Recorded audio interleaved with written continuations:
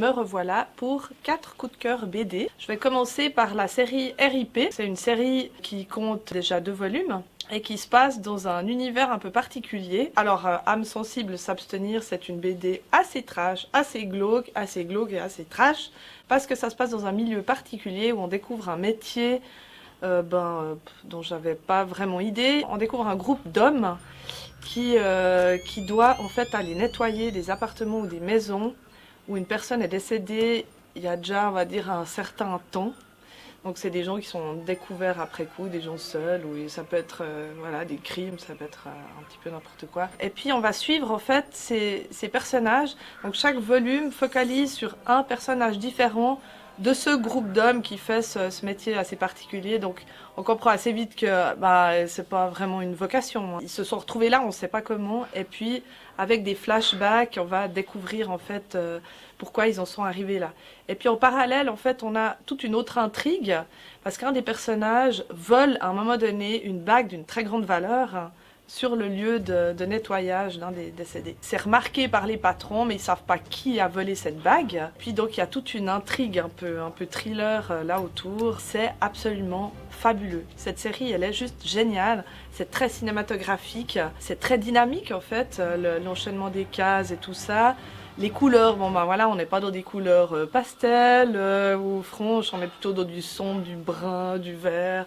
Ça colle évidemment à l'histoire. On ne les lâche plus ces BD, c'est super addictif en fait. C'est vraiment une série qui vaut la peine d'être découverte. Alors maintenant, je vais vous parler d'une BD autobiographique d'une auteure qui s'appelle Gidré, qui n'est pas auteure BD du tout à la base. C'est une chanteuse complètement décalée et qui a une apparence de toute ingénue, avec des petites robes toutes mignonnes, des boucles d'oreilles cerises.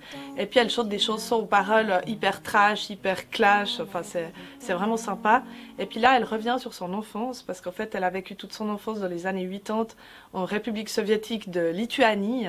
Je vous laisse imaginer les conditions de vie, enfin c'était pas très fun.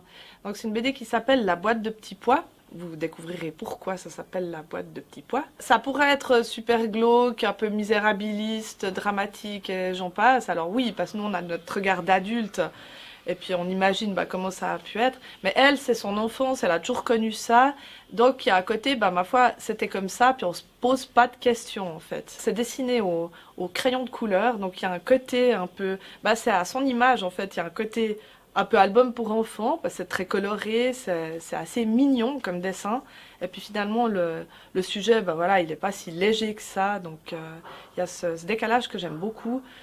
C'est vraiment très très chouette. Ça, c'est à découvrir. Alors j'espère qu'il y aura une suite, parce que c'est que son enfance.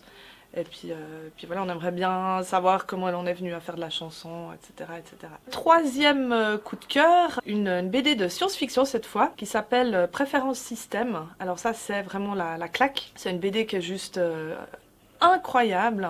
On a 2 parties avec chaque fois un personnage principal différent. Donc on suit au début, mais je ne vais pas tout vous dévoiler quand même, un personnage dont le métier est d'effacer des archives. Parce que ça se passe dans un futur proche, on ne sait pas trop quand ça se passe. En fait, la quantité de données est finie, donc on ne peut plus rajouter en fait des datas. Donc son boulot, c'est d'effacer des archives artistiques, donc des films, des chansons, des livres. Donc à un moment donné, il doit effacer 2001 l'Odyssée de l'espace, puis lui, c'est juste insupportable, il peut pas faire ça. Sauf que c'est illégal de garder ces archives. Alors...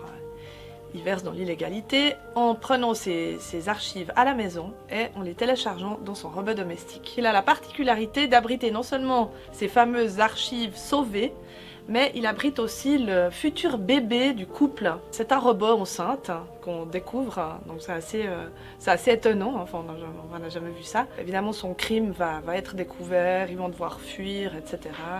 Mais je vous en dis pas plus parce que vraiment, voilà, ça sert à rien de dévoiler la suite de l'histoire. Moi, c'est une histoire qui m'a hyper touchée, vraiment. J'ai pleuré, c'est très émouvant. Ça parle aussi d'écologie, du futur de la planète. C'est des couleurs assez franches, là, on change totalement de style avec les 2 précédentes. Non, c'est vraiment une grande BD. Vraiment, je vous la conseille. Même si vous n'aimez pas la science-fiction, c'est très proche en fait des soucis actuels, de comment la société va évoluer. Donc je trouve que c'est super intéressant. La dernière BD de la série, Tu mourras moins bête, mais tu mourras quand même, de Marion Montaigne. Mon adoré Marion Montaigne qui me fait tellement rire, qui avait déjà fait la super BD sur Thomas Pesquet, l'astronaute, qui était une biographie, hein, donc on se dit, bon voilà, une biographie, mais qui était à mourir de rire. Moi, toutes les 2 pages, j'en pouvais plus. Et puis la série Tu mourras moins bête, si vous ne connaissez pas, c'est en fait son blog. Elle fait de la vulgarisation scientifique, donc les faits sont toujours très très documentés, il y a plein de références à la fin de ses livres. Et elle raconte ça, mais c'est hilarant. Le dessin, les gags, enfin, moi je me tords de rire, quoi, vraiment. Après, c'est le tome 5, mais on peut les lire dans n'importe quel ordre, parce que en fait, c'est des faux courriers de lecteurs, donc en fait, c'est des petites chroniques, comme ça, chaque fois sur un sujet différent. Donc, vous pouvez commencer par le 5, par le 3, par le 1, on s'en fiche.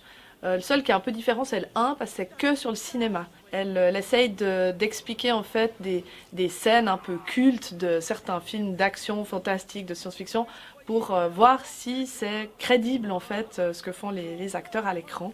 Et c'est vraiment super drôle. Voilà, Marion Montaigne, franchement c'est une des auteurs qui me fait le plus rire. Avec Fab Caro, parce que Fab Caro c'est vraiment mon chouchou, c'est le chouchou de la majeure partie de l'équipe de la bibliothèque. C'est lui, alors il est aussi top one. Voilà, Fab Caro, je ne vais pas en parler d'une en particulier de BD parce qu'en fait tout est bien, donc on peut tout lire, c'est tout bien. Mais j'espère que vous allez lire ces BD parce qu'elles en valent la peine. Elles sont très très différentes les unes des autres, mais c'est ça qui est cool en fait. Voilà, merci beaucoup. Ce robot a la particularité... Ah voilà, je vais faire un petit rap.